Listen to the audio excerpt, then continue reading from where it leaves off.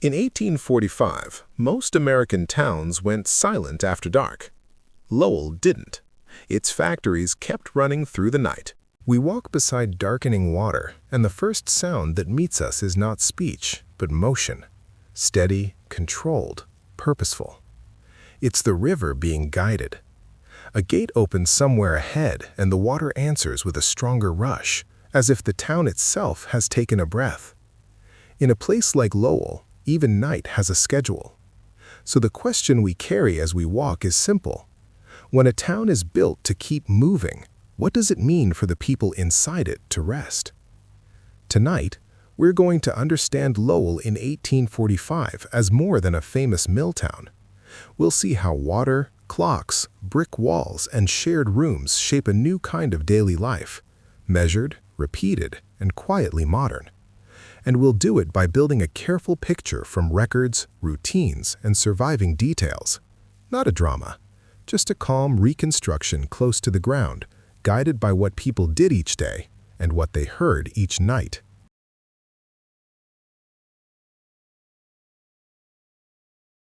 We begin at dusk near the edge of the Merrimack River, where the surface looks almost smooth until you notice the pull underneath.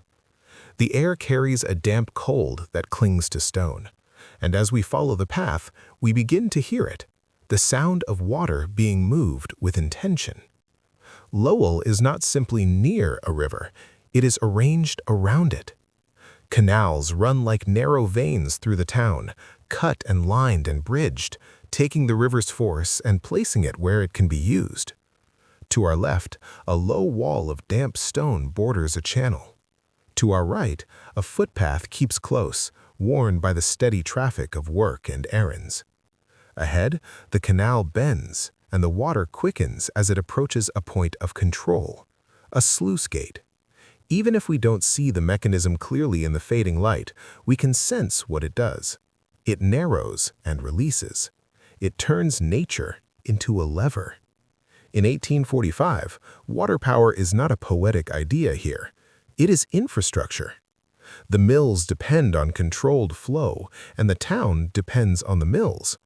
So the canals become more than scenery. They become the town's pulse. Present at dawn, present at supper, present after dark. We pause on a small bridge. Below us, the water runs fast enough to make its own music, a constant hush with sharper notes where it hits a corner of stone. And nearby, rising from the canal's root, brick buildings stand heavy and tall. Purpose-built, practical, new by American standards. This is a landscape where the natural world isn't erased, it's redirected. And the surprising part is how quickly the ear adjusts. After a few minutes, the rush beneath us stops sounding like something outside. It starts sounding like the background of life, like weather, like time. We continue walking as the light dims further, and we carry this with us. In Lowell, the water does not simply pass by, it works. Now we angle toward the Mill District, where streets feel more orderly. Straight lines, repeated facades, purposeful intersections. And as we approach, we begin to notice the town's other system. Not water, time. The shift change has its own atmosphere. Footsteps multiply. Voices rise briefly and then fall. People move in small groups, not rushed, but timed, like they're aligning themselves with something larger. Mill time is more than a clock on a wall. It's bells. It's posted rules. It's the expectation that bodies will arrive and leave in predictable waves. Near the gates, we see it plainly, a boundary where work becomes official. A watchman or an overseer, not necessarily speaking much, but present. A board of notices, regulations, reminders, maybe warnings about lateness or conduct. And the gates themselves, which look ordinary until you notice the way people pass through them. Not like entering a shop, more like crossing into a measured world. Clothing here is practical, shawls drawn tighter as the evening cools, work dresses, sturdy shoes. Some carry small pails or bundles. Some keep their hands empty, arms folded against the cold. There are small courtesies in the flow. A nod, a brief exchange of words, a moment of waiting as a group gathers, then moves. What many don't notice at first is how silence is managed. The town does not become quiet simply because it is night. It becomes quiet because people have learned where noise belongs. On this street, at this hour, conversation stays low. The bell has already spoken. We pause beside the gate long enough to feel the rhythm. One group emerges, shoulders loosening as they step into open air. Another group arrives, posture firming as they approach the entrance. And above all of it, above voices and footsteps, there is the idea that time is not just passing, it is being used. Order can feel safe, it can make the evening predictable, but it can also feel tight, like a collar buttoned too high. We turn away from the gate, and as we do, the bell's influence lingers. Industrial towns teach people to live by the clock, even at night. We come closer to the mills, and the brick walls rise into view like cliffs, tall, flat, and serious. At night, they change, not in shape, but in light. Rows of windows glow. Not all of them, but enough to make a grid. Bright rectangles set into dark masonry. From a distance, it looks almost calm, like a ship lit from within. As we approach, sound begins to seep out around the edges of those windows. A hum, a steady vibration more felt than heard, and then sharper notes as if something is repeating again and again. Inside, textile work is practical, not mysterious. Cotton arrives in bales. It is cleaned, pulled, and stretched. It becomes thread. Thread becomes cloth. And the machines that do this do not rest simply because the sun has gone down. We step inside in description, keeping the tone steady, staying close to what the senses would notice first. Warm air, lamplight that throws soft shadows across beams and belts, fine lint floating, visible when it passes through a line of light. The floor has a faint tremor, like a distant train. In the loom rooms, the sound is not one sound. It's layers, the clatter of moving parts, the repeated snap and pull of thread under tension, the steady rotation that keeps it all alive. Workers' movements are small and practiced, hands that tie and retie, eyes that scan for a change in pattern. A person listening, not to music, but to the machine's normal voice, ready to notice when it shifts. A doffer might move between frames, exchanging full bobbins for empty ones. A weaver watches the cloth forming, correcting errors before they become waste. A mechanic passes through with tools, attentive to belts and bearings. An overseer stands where a view is wide, not always speaking, but monitoring the rhythm. The skills here are often quiet, hair tied back, sleeves kept clear, fingers moving with caution near fast motion, and always the awareness that the machine does not apologize. The surprising part is how the work becomes like weather. Not in romance, in constant presence. The hum enters the body. It becomes something you carry, even after you step outside. When we return to the night air, the cold feels sharper, and the glowing windows behind us look gentler than they should, because we know what's inside. Heat, motion, a steady logic that doesn't stop for darkness. We leave the mill district and walk into streets where the buildings change scale. The air feels less charged with machinery. And yet, the town is still organized. Boarding houses cluster near the mills, close enough to keep workers near their schedules, far enough to separate home from the factory floor. A boarding house does not announce itself dramatically. It looks like a large, respectable residence. Orderly windows, a front door that suggests rules. Inside, the evening meal brings a different kind of rhythm, the sound of plates, low conversation, chairs shifting on wooden floors. The food is plain and filling, built for endurance rather than pleasure. Bread, stew or boiled fare, perhaps vegetables, perhaps salted meat, depending on cost and season. Water or simple drinks. And the comfort is not in variety, it's in repetition. A meal that comes when it should. a table that fills, then clears, a routine that marks the end of a shift. Boarding houses matter for reasons both kind and controlling. They offer affordable living. They place people in community.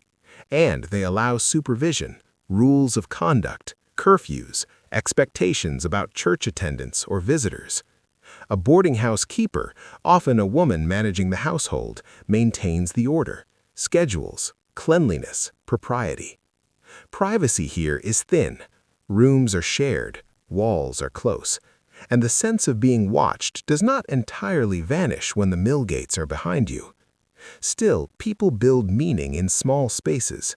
A letter from home read twice, then folded carefully and returned to a box.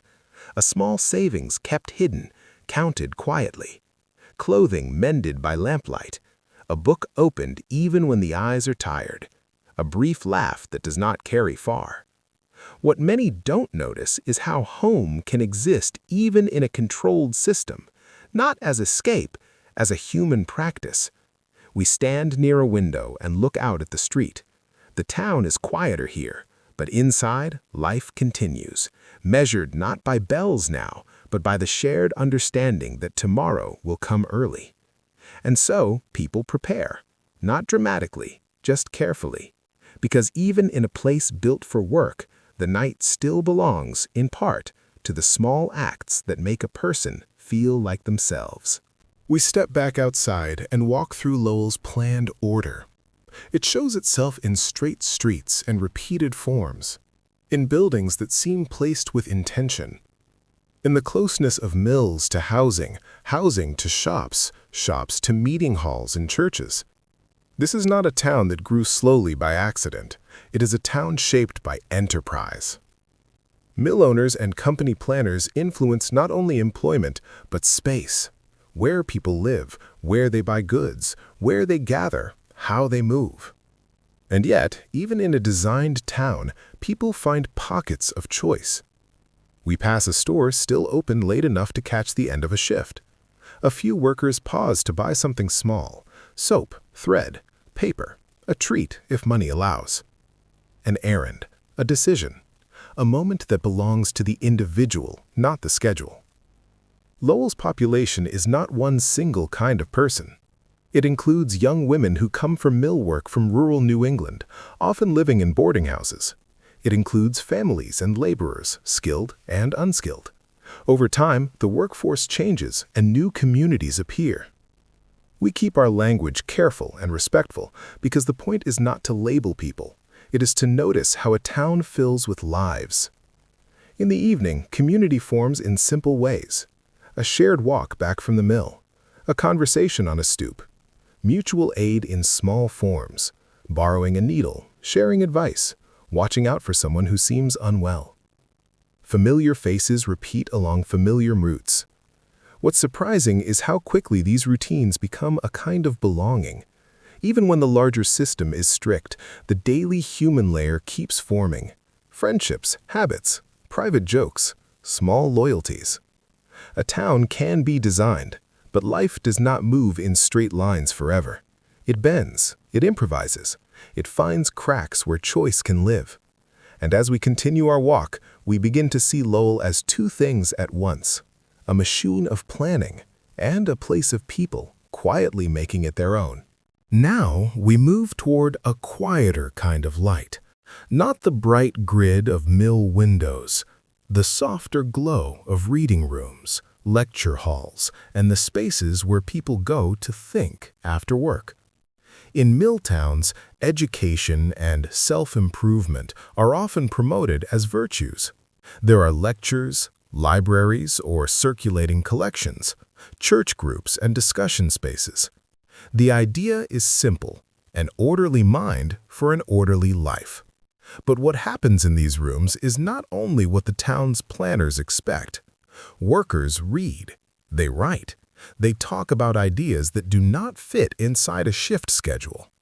We imagine a small room where the air is warmer than the street, a table with newspapers, local and national, pages smudged by handling, pamphlets passed from hand to hand, a ledger or notebook, a pen dipped, lifted, dipped again.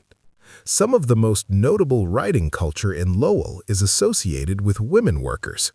Poems, essays, reflections that record mill life in their own words. We keep our phrasing careful because we are not inventing a specific person here, but we can describe the practice. A worker comes home tired. Still, she opens a book, or writes a paragraph while the boarding house quiets. Not as rebellion, as expression. The mood is gentle, almost stubborn. Fatigue softened by curiosity. A need to think beyond the machine rhythm. What many don't notice is that literacy can be a form of agency even when circumstances are constrained. Not agency in the grand sense, but the power to interpret one's world, to name it, to make it into something shareable. In a town full of noise, belts, gears, rushing water, there is still an inner life, and paper becomes a place where that inner life can speak, quietly, into the future. We return to the canals again, because in Lowell, the canal is always a good place to widen the lens. The water continues to run. The mills continue to work, and yet change is present, even when it is not dramatic. Lowell is tied to distances most people here will never see. Cotton fields far to the south, shipping routes along the coast and across the Atlantic, markets where cloth prices rise and fall, demand that shifts with seasons, politics, and trade. The effects travel invisibly into this town. A slight change in wages, a stricter rule, a faster pace, a new machine introduced to improve efficiency. Records indicate that people in Lowell are not unaware of these pressures. They talk, they petition, they gather grievances into writing. Reform movements and labor debates exist here in early forms, still developing, still uncertain, still shaped by local realities rather than slogans. We stay calm. We avoid modern messaging. We simply observe how a town senses the future pressing in. Sometimes change arrives as new faces, workers replacing workers, the workforce shifting over time. Sometimes it arrives as a different expectation, less tolerance for lateness, more attention to output, tighter oversight. Sometimes it arrives in the body, as the feeling that the day has narrowed, that there is less margin. The surprising part is how quietly it can happen.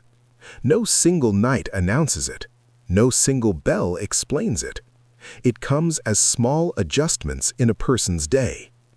A rule posted, a pace increased, a conversation at supper that turns serious for a moment, then drifts away because everyone is too tired to keep talking. Standing by the canal, we hear the constant rush, and we realize that this too is a lesson. Big economic shifts often arrive like water. They move through channels. They gain force in narrow places. They are felt before they are understood. And the town continues, because it must. Now the night is deeper. Fewer footsteps. Less conversation. The brick buildings stand as silhouettes, their edges softened by darkness. But the water still runs. We take our final walk along the canal, and the sound is steady enough to feel like a companion. Here and there, a window still glows. Not as many as before, but enough to remind us that the town does not fully sleep. We pass the images we've gathered tonight. The canal's controlled rush, the mill gates with their posted notices, the lit windows in brick walls, machines working inside, the boarding house table cleared after supper, the lamplight over paper and quiet writing, and the subtle pressure of change felt as routine tightening. We do not need a grand conclusion. Lowell in 1845 is important because it helps us see something early, a pattern of work and life that will spread, measured hours, coordinated shifts, planned housing, communities forming inside schedules. Not because it is perfect, not because it is purely harsh, but because it is modern in its structure and human in its details. People adapt, routines persist, generations shift, and through it all, the canal keeps moving, as if the town has decided that motion is the safest form of certainty.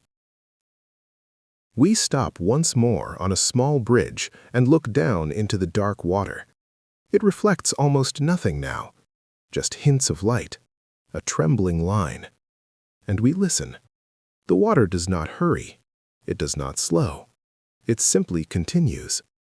So when we say the mill town never truly slept, we don't mean that no one rested. We mean something gentler, that the system kept moving even when individual lives tried to grow quiet, like the canal itself. And as we turn away and let the sound fade behind us, the night feels calmer, not louder, because we understand it. A town of brick and water, a town of bells and lamplight, a town where industry became an environment, and where even in that environment, people kept finding small ways to be human.